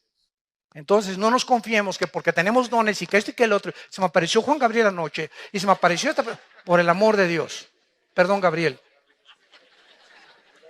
Le quitamos el Juan, ¿verdad? Vean ustedes en Juan capítulo 16. Denle vuelta ahí a Mateo. Está Lucas y tenemos a Juan 16. Que el Señor se refiere a las señales de estos tiempos que estamos viviendo: tsunamis, terremotos, caída de la bolsa, caída del petróleo. Nunca el petróleo había caído al nivel en que se encuentra actualmente. Incendios forestales, contaminación de los mares, de los millones de litros de petróleos que el mar ya, ¿verdad? Las focas llegando a las playas muertas, los pelícanos muertos llenos de petróleo. Las ballenas están metiéndose a la playa muertas también. Tiburones ya están atacando toda la costa de Florida del lado del Atlántico, ya viniéndose en las playas, cosa que no había sucedido. Están pasando cosas tremendas, temblores de 8, de 9 grados en la escala de Richter. etcétera, etcétera. Y todo este mundo en que nos encontramos, confusión política. Ahorita si juntamos a los políticos en el mundo, ¿verdad? Es increíble la cantidad de lunáticos que están gobernando muchas naciones, dictadores que están gobernando muchas naciones, tratando de instituir sistemas de gobierno que creen ellos que agarrando al pueblo y metiendo en una cárcel o haciendo una cárcel de la nación y oprimiendo al pueblo. Ese es el gobierno que deben de tener sin interesarles el beneficio de los pueblos. Así está el mundo en que vivimos y nosotros gritamos justicia. Anhelamos la justicia.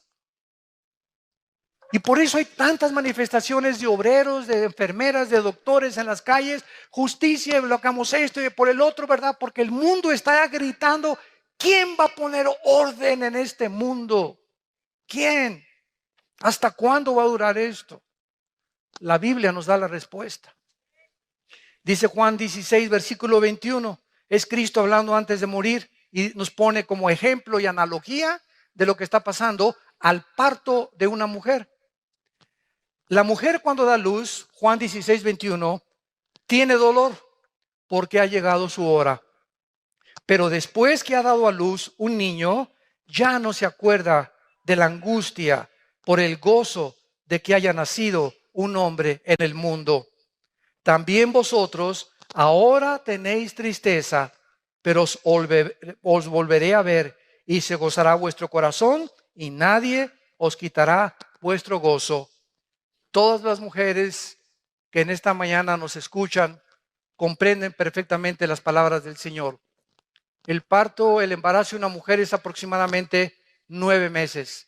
Por cierto, les comunico que el viernes nació el hijo de César y Carlita. Gracias a Dios. Los bendecimos desde aquí. Nació de 8 meses, entonces está en la incubadora, ¿verdad? Va a estar, creo que esta semana, pero nació de la raza de los gigantes. Así está. Increíble, se parece a César en tamaño y en todo. Pero grandote el niño, ¿verdad? Nació sano, gracias a Dios, ¿verdad? Así que por eso no está con nosotros. Pero precisamente, ¿verdad? Las mujeres que están embarazadas se dan cuenta que ya en los últimos meses antes o semanas antes de parir, comienzan los dolores. Y después los dolores se van haciendo más cortos y más cortos y más cortos. Se rompe la fuente, hay que llevarla rapidísimo al hospital porque el niño va a nacer. En este caso, ¿verdad? De Carlita, ¿verdad? Nació 8 mesino, no fue 7 mesino, 8 mesino, le faltaba un mes todavía porque iban a nacer en octubre. Entonces le tuvieron que hacer la cirugía o ¿cómo se llama? La cesárea. Gracias a Dios que salió perfecto. El niño está muy bien de salud. Ellos no se imaginan la felicidad que tiene ahorita. Les ha concedido Dios la petición de su corazón. Carlita es una guerreraza de Dios que luchó y luchó. Nunca se dio por vencida. Y ahí está el premio, ¿verdad? De que Dios les ha dado.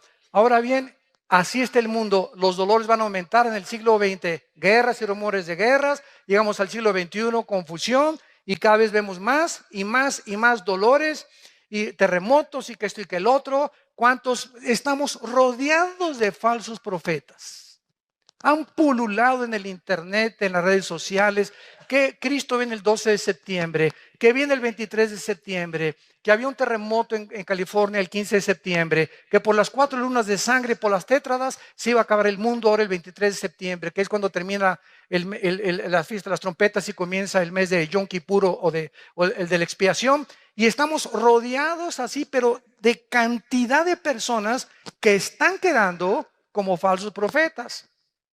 En Costa Rica hay un pastor de mucho renombre que dijo que ya venía Cristo ahora en septiembre y comenzó a preparar a la gente, comenzaron a vender cosas, etcétera, etcétera, y comenzaron a que ya viene y puso una fecha. ¿Y qué es lo que va a pasar, verdad? Que cuando pase el tiempo y no venga Cristo, el mundo va a decir, ya ven, los cristianos son una bola de mentirosos. Ahí inclusive me achacaron que yo había dicho que viene en septiembre, Virgen de la Macarena. De una conferencia donde si viene Cristo, como ha cumplido las primeras 4 fiestas y faltan 3 fiestas por cumplir, que son trompetas, Yom Kippur, expiación y los tabernáculos, yo dije que cuando venga Cristo en el arrebatamiento es posible que esté relacionado con el mes de septiembre. No, pues me pusieron. El hermano Altucin dice que viene en septiembre del 2015. Tuvimos que desmentir en las páginas, ¿verdad? Dios nos libre, el día y la hora nadie la sabe. Dios nos libre de poner una fecha. De que puede ser en septiembre o puede ser en Pentecostés, puede ser. Solo Dios lo sabe. Pero poner fechas es ya caer en falsas profecías. Entonces, esta es la forma como Cristo está definiendo el principio de dolores. Ahora, regresemos al versículo 6 de Mateo 24 y veamos el período de las guerras a la luz de la historia.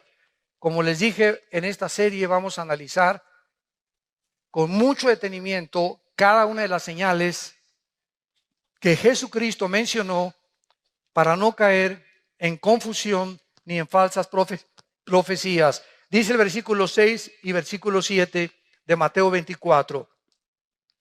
Y oirán de guerras y rumores de guerras. Ahorita, ¿quién puede negar que estamos viviendo que Corea del Norte amenazó a Corea del Sur? Que Rusia está invadiendo ahorita con helicópteros y jets a Siria. Que ahorita están peleándose Turquía contra los kurdos y los kurdos no están a gusto con ellos. Irak con problemas étnicos entre ellos y peleándose entre los árabes. Tratando de apoderarse los árabes de Yemen, que es la península arábica. Y encontramos todos los días conflictos de naciones que están peleándose, que China ya amenazó el mar de la China, a Tailandia, a Filipinas, a Japón, que porque esas islas son de China y comenzó a sacar portaaviones. Ahorita China acaba de comprar el portaaviones más grande del mundo, la China, donde le caben casi 30 aviones supersónicos. Y con eso quiere controlar todo el mar de la China para que ninguna de las naciones pobres que están ahí como Hong Kong, Tailandia, Finlandia, todas esas, Indonesia, Japón, no puedan ni hacer pío cuando China se apodere de esas islas. Por todos lados vemos esta ambición de ensanchar sus territorios de las naciones a costa de la esclavitud de otras naciones que ellos puedan conquistar. Lo que se llamó hace algunos años el famoso colonialismo. El colonialismo fue cuando Francia, Inglaterra, Europa, Estados Unidos llegaron a la India, llegaron al Medio Oriente, ¿verdad? Y hasta que se independizaron estas naciones, fueron colonias de Francia, de Inglaterra o de Estados Unidos. Muy bien, es necesario que esto acontezca, pero aún no es el fin, porque se levantará nación contra nación, reino contra reino, y habrá pestes, hambres y terremotos en diferentes lugares. Vamos a ver entonces las guerras en primer lugar. En 1914. Del siglo pasado, el asesinato de uno de los herederos de los Balcanes produjo la Primera Guerra Mundial. La Primera Guerra Mundial fue el resultado de matar a una persona. El asesinato de uno de los herederos de los Balcanes produjo el estallido de una Primera Guerra Mundial. ¿Quién hubiera pensado esto? Que un crimen iba a provocar un conflicto de caracteres catastróficos que duró 4 años. ¿Quién iba a pensar esto? Ahora, sobran ahorita, si la Primera Guerra Mundial fue producida por un crimen de una persona, ahora imagínense todas las barbaridades que muchas naciones están haciendo para producir una guerra donde nos podemos aniquilar en 30 segundos, con tantas armas atómicas que existen. Esta era la primera vez en la historia humana, la Primera Guerra Mundial, que afectaba los 5 continentes del mundo. También por primera vez se usaron armas químicas en la Primera Guerra Mundial que costó la vida de 17 millones de personas. Después de esta guerra, la Primera Guerra Mundial, se formó la Liga de las Naciones con el propósito de evitar guerras posteriores. Sin embargo, después de 1917 pasaron muy pocos años hasta que en 1939 explotó la Segunda Guerra Mundial. Cuando se levantó el Führer, Hitler, Adolfo Hitler, con su Partido Nacional Socialista Alemán, y le dijo, ¿verdad? Pues yo solamente tengo ganas, ¿verdad?, de ver cuántos alemanes hay en Polonia y en Checoslovaquia. Y entonces en Inglaterra, cuando se dieron cuenta que Hitler estaba tratando de avanzar y salirse de Alemania, pudieron discernir algunos ingleses que, como Winston Churchill, que todavía no era primer ministro de Inglaterra, de que Hitler traía intenciones de apoderarse de Europa. Entonces Inglaterra mandó a un empresario que se llamaba Chamberlain, que era el primer ministro de la Cámara de los Comunes en Inglaterra, y llegó Chamberlain a entrevistarse con Hitler. Y entonces Hitler platicó con Chamberlain. Es exactamente lo que está pasando ahorita en el Medio Oriente. Y Hitler le dijo, yo soy peace and love. Diles a los ingleses y diles a todos ahí en el Reino Unido que no hay problema, yo no voy a invadir Europa. Entonces Chamberlain regresó a Inglaterra con la bandera blanca, y todavía hay fotos de cuando baja el avión. Gloria a Dios, ¿verdad? No va a haber guerra, y todos los ingleses, etcétera, etcétera, etcétera. Poquitas semanas después de que Chamberlain comenzó a decir que no iba a haber guerra, Hitler invade Polonia y Checoslovaquia. Y entonces comienzan los ingleses a pensar que Winston Churchill tenía razón y lo nombran entonces primer ministro. Y entonces Alemania invade Inglaterra, destruyó el 80% de la ciudad de Londres en la Segunda Guerra Mundial. Y Winston Churchill sale en Londres a caminar por todas las calles con toda la gente buscando a todos los heridos. Y entonces Winston Churchill junta a la aviación y combate o contraataca a los nazis. Y Hitler se asusta de darse cuenta que los ingleses tienen un poderío tremendo en la aviación. Entonces vemos nosotros de qué forma esta guerra mundial, ¿verdad?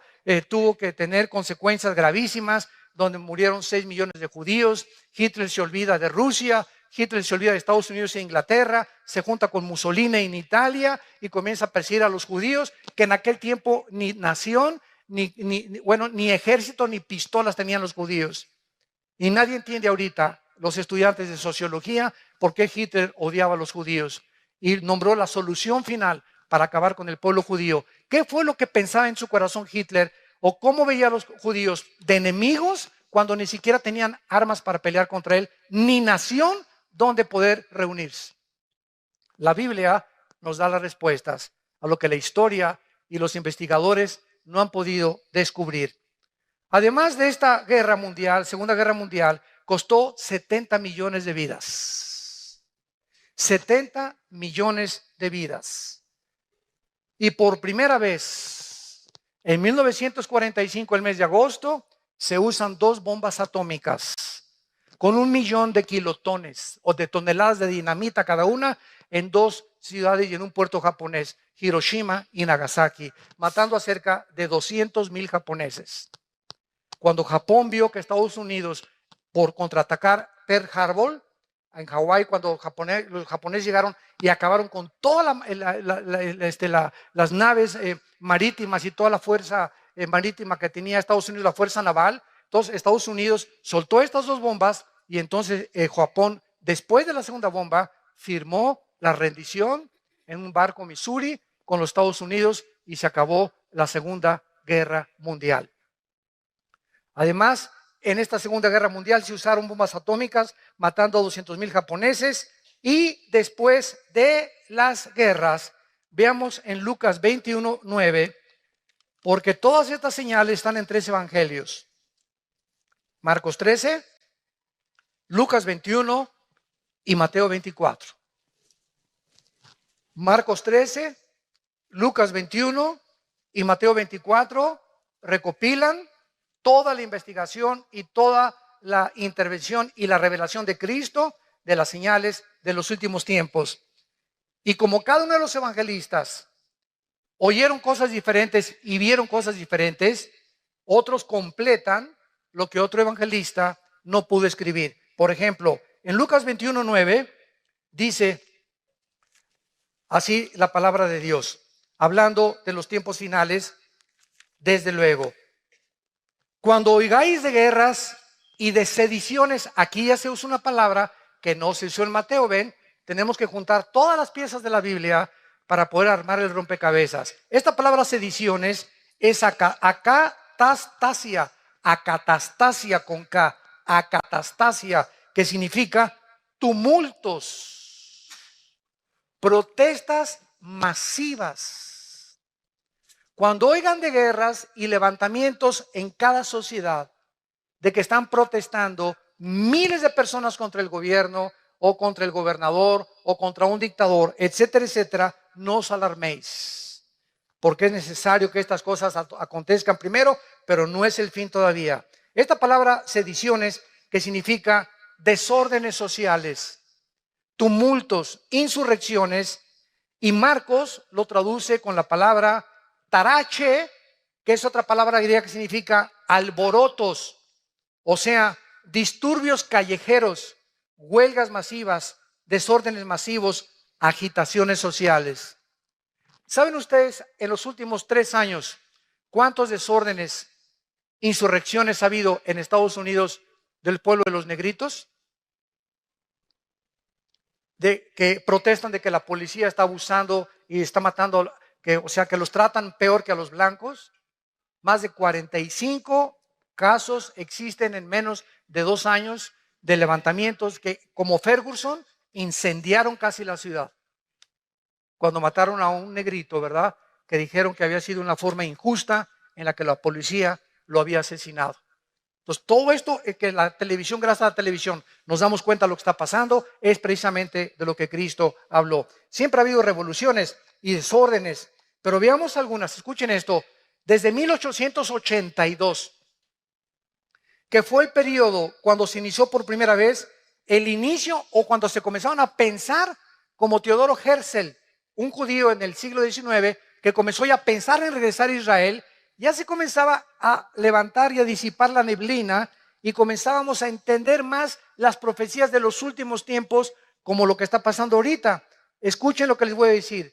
Tenemos la revolución de esta época, del 882 a nuestros días. Nunca en la historia, en más de los 6,000 años que tiene el ser humano, había habido las revoluciones que existen desde el siglo XIX. Y la principal razón es el surgimiento de Carlos Marx. Judío, 1818-1883, quien en el siglo XIX, este hombre postuló la teoría de una revolución, la cual llevó a todas las demás revoluciones del siglo XX. Antes de eso, no había habido revoluciones. La Revolución Filipina, 1898. La Revolución Rusa, 1905. La Revolución Mexicana, Viva Villa, 1910. La revolución bolchevique de los rusos, encabezada por por Lenin, 1917. La guerra del Golfo Pérsico, 1990.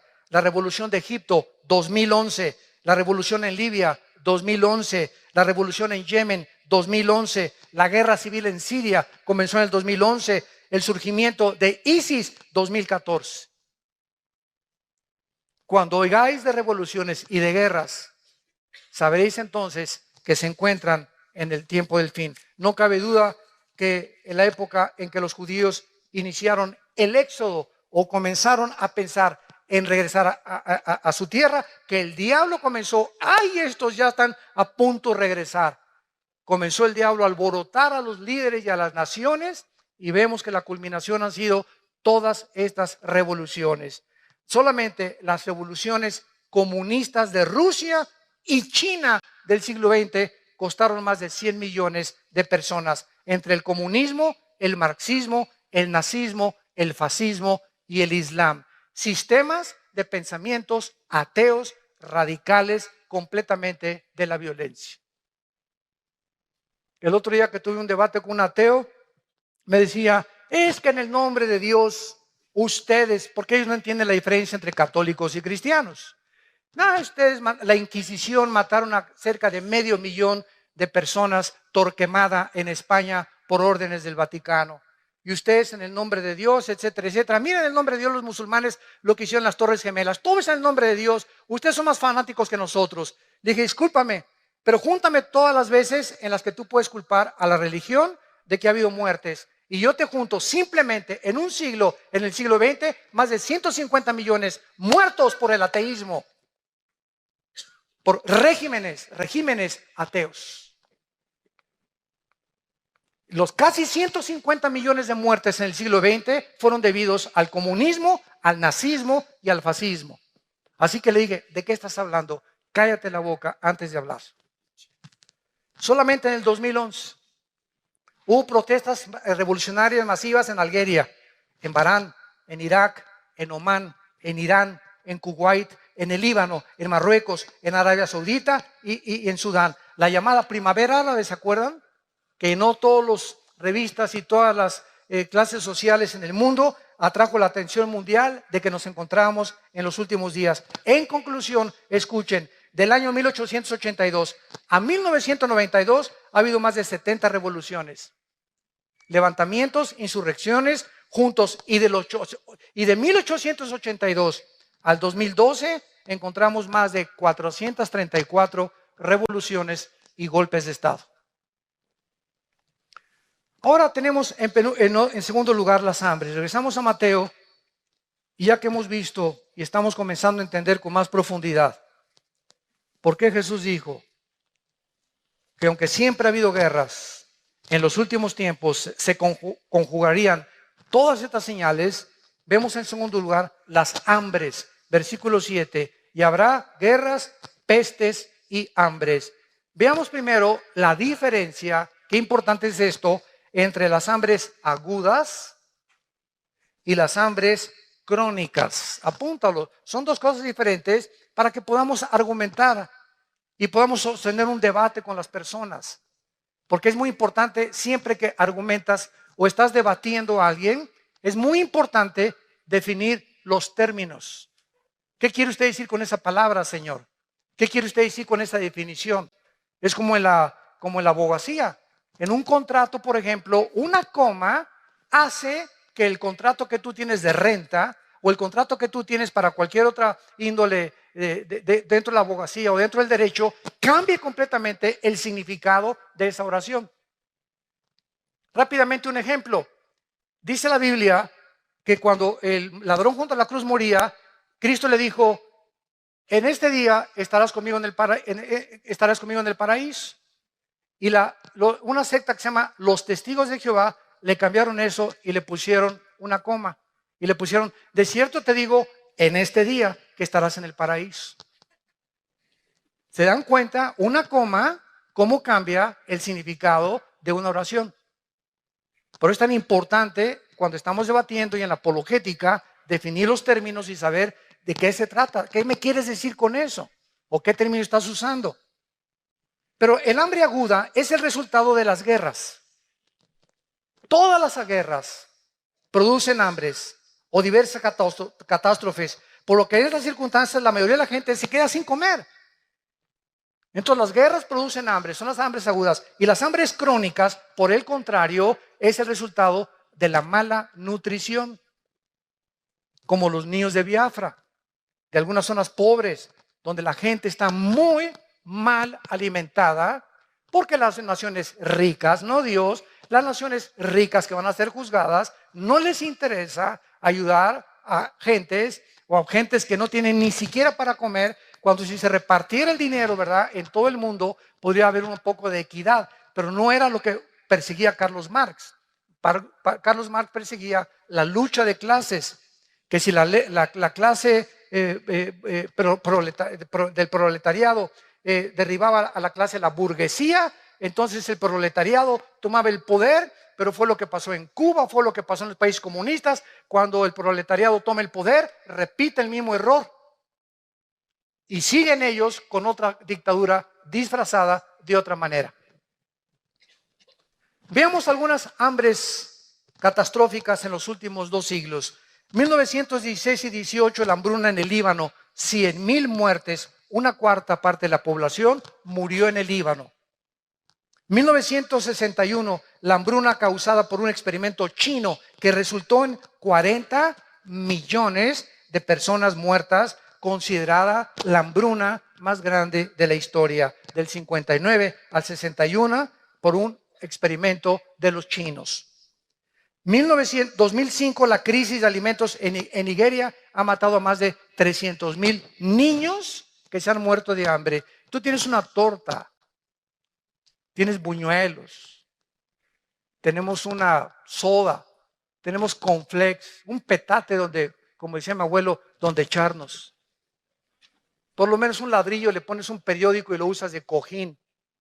Pero hay gente que ni siquiera tiene eso en el mundo.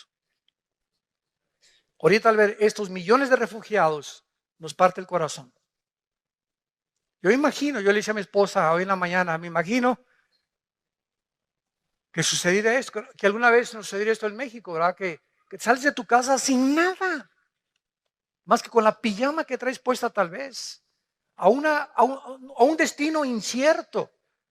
No sé dónde vamos a dormir hoy, están durmiendo en los autobuses, en los trenes, en los rieles de los ferrocarriles. ¿Qué me va a dar trabajo? ¿Vamos a sobrevivir? ¿Qué futuro tienen nuestros hijos?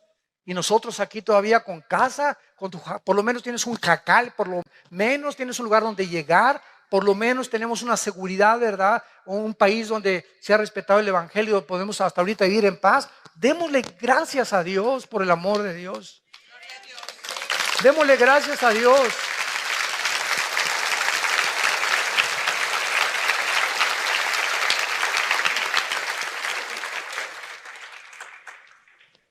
Y a todas estas podemos agregar las hambrunas de Rusia en 1891, 1921, 1932 y 33, con más de 20 millones de personas que mató el hambre. No tenían que comer, ni un taco, ni una tortilla, ni un pan, ni un bolillo. Y cuando vemos todas estas cosas, es cuando podemos decirle, Señor, ven pronto. Señor Jesús, ven pronto por nosotros. Y mientras vienes, Señor, encuéntranos, ministrando tu palabra, intercediendo todos los días. Te pido, Padre, por estos refugiados. Te pido por mi familia que no te conoce. Te pido por México, trae la paz a nuestra patria. Dame personas a quien les hable hoy, que me levanten la mañana de ti, de tu amor en la cruz. Vivamos verdaderamente como la Biblia quiere que vivamos. Para que en esta paz y en esta armonía, en este perdón de unos a otros, tolerándonos y perdonándonos unos a otros, amándonos unos a otros. Es increíble la guerra que hay ahorita entre iglesias y entre cristianos, atacando a cantantes, atacando a predicadores por todos lados. Ya ni te metes al YouTube, ¿verdad? Porque es una guerra impresionante. Ya no sabes quién dice la verdad y si es verdad lo que se dice de esa persona. La Biblia dijo, Mateo 24:12, por haberse multiplicado la maldad, el amor de muchos, no del mundo, el amor de muchos cristianos se enfriará. Y es una de críticas ahorita, de hermanos y de predicadores. Y oíste esto, y por aquí y por allá es un morbo insano en el que ya está penetrando como un cáncer, como una corrupción a la iglesia. Y se nos olvida que Jesús oró, oh Dios, te pido que ellos sean uno como tú y yo somos uno. Juan 17:21. Y que os améis con amor sincero, que a tu hermano que te ha ofendido lo perdones. Y si él no te quiere perdonar, es su problema. Pero por favor, dice Cristo, nunca guarden rencor en sus corazones. Saquen toda amargura, toda malicia, toda inmundicia de tu vida. Tú no puedes darte el lujo de odiar ni tener rencor contra nadie. Hayan hecho lo que te hayan hecho, perdónalos. Perdona, porque si tú no perdonas, la gracia de Dios se interrumpe en tu vida. Hebreos 12:15. Es una amargura, es un veneno la amargura de estar guardando algo contra alguien o contra lo que te hicieron, porque va a arruinar tu vida espiritual y te impide discernir la voluntad del Espíritu y no puedes tener el entendimiento para conocer su voluntad. Oremos. Padre, gracias por tu palabra. Gracias, Señor, por esta revelación en la cual es una preparación para que no vengas como ladrón en la noche a nuestras vidas. Porque somos hijos de la luz, no somos de la noche.